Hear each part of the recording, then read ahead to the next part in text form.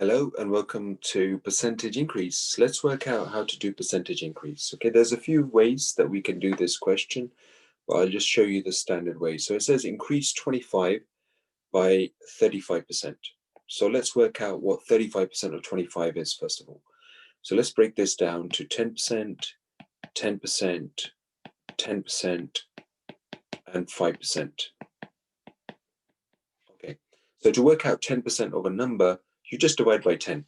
So 25 divided by 10 equals 2.5. So the decimal place goes to the left once when you divide by 10. Decimal place goes to the left twice when you divide by 100.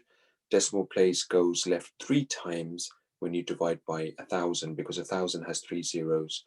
100 has 2 zeros, so you move the decimal place to the left twice. 10 only has 1 zero, so you'll move the decimal place to the left once. So in this case, we know that 10% stands for 2.5, another 10% will be 2.5, another 10% will be 2.5, and 5%, how do we work out 5%? Well, we just work out 10% and we half 2.5, we half 10%, so 5% is half of 10%.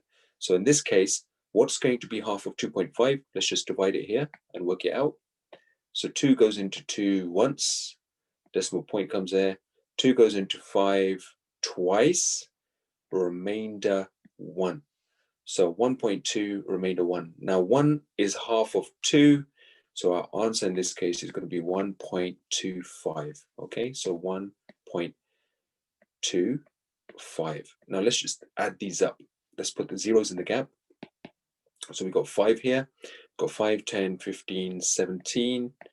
1 is carried forward at the bottom, 2, 4, 6, 7, and the one from the bottom is 8.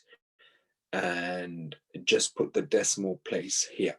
Okay, so 25%, so 35% of 25 is 8.75. Now remember that we're talking about percentage increase, so that means now we have to add 8.75 on top of 25. So let's just write this down here, 25, and now let's put down 8.75 here.